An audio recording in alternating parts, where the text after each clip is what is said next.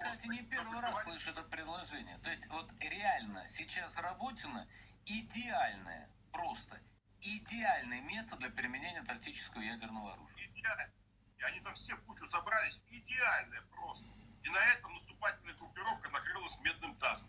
Дальше вообще идеальная ситуация, потому что в этой ситуации полное отсутствие резервов противника. И даже теми силами, которые есть, мы вполне в состоянии пройти вперед и очень неплохо, освободив и Запорожскую, а может быть даже Днепропетровскую область, и создать полную угрозу той группировки, которая воюет на Донецке, окружение и разгром. И если уже брать еще совместно с Купянским, то практически это блок. Кстати, не первый. Okay. So this is from this guy in Ukraine. Let's have a look. Yeah, Anton, advisor to the Ukrainian government. He monitors the Russian TV, and he writes here. It's 11 hours ago. This is the September the 11th, 2023. Anton Gerashchenko wrote, in the past weeks, Russian propagandists have returned to the nuclear rhetoric, which was dialed down significantly previously. They were quite hot on the nuclear rhetoric until about June, and then it quietened down during the summer period, July and August, but they're back on it now. They are starting to discuss, quote, they're starting to discuss using tactical nuclear weapons and devote their whole propaganda shows to discussing small nuclear strikes. They name Robotyne, a recently liberated Ukrainian settlement, as one of the possible targets. I say, as you can see there, they think it's ideal or just perfect, the military man. Says it's just perfect to hit because it's a concentrated military target. So this is continuing now on Russian TV on the 11th September 2023. The Russians are going back to this, so there's still a risk of it, and what you can say is you can say, oh well, it's just propaganda. Well, yeah, I mean that the problem is the Western media and politicians said it was propaganda or it's defeatism. You can say that they said that about all sorts of things in the past, and which turned out to be real threats. For example, Novichok was a propaganda joke and said it was actually used in the United Kingdom in Salisbury in 2018.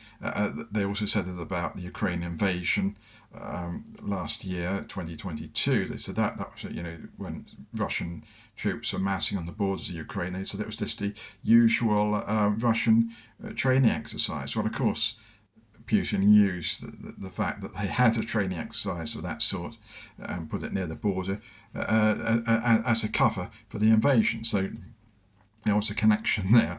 Yeah, but so the point is that you'll find the Western arms control and disarmament people who don't want to face the fact that we could have nuclear weapons used against us.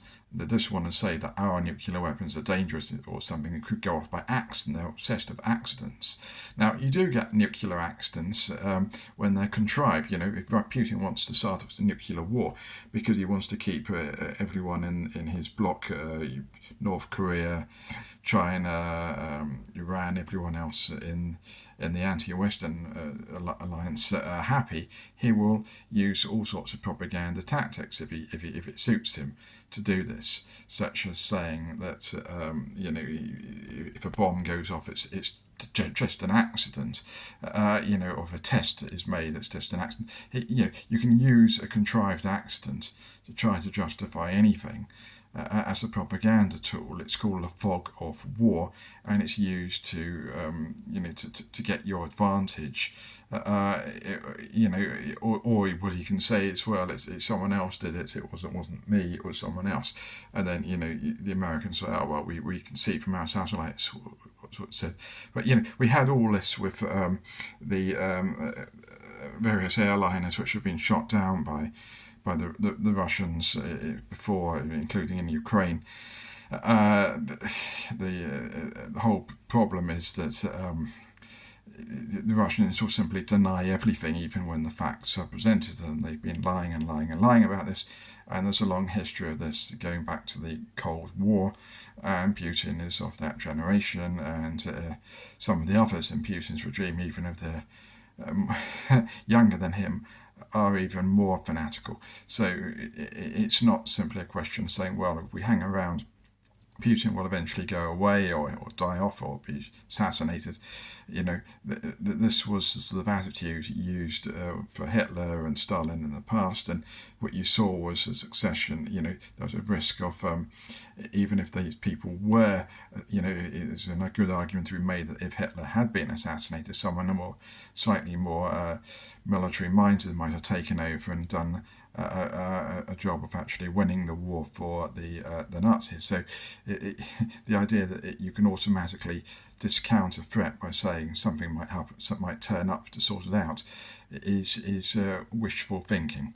And we should base military policy or defence policy or preparations on the assumption that something great is going to turn up and sort everything out for us, because it hasn't always done so in the past. We've had 2 world wars, which some of the supposedly most brilliant people in politics tried to avert by various liberal. There was a Liberal Prime Minister, Herbert Asquith, in 1914, Liberal Party, a drunk and womanizer. He failed to avert it. And we had Neville Chamberlain, the self-aggrandizing lunatic, who tried to get Winston Churchill fired. He tried to get anyone who criticised him, W.E. Johns, editor of Popular Flying. He got him sacked in February 1939. After he wrote critical editorials about the government's appeasement policy. The Germans passed the Nuremberg laws of racism against Jews in 1935, yet it was after that Chamberlain flew 3 times to shake Hitler's hand. So, you can say that what you like about Chamberlain being a hero, but to some people he's just a Nazi appeasing fellow travelling racist. Sometimes you have to face the fact that the only language, Chairman Mayo, let's put it quite simply, political power comes out of the barrel of a gun, and there are some people who actually believe in that, and the Russians seem to be one of them.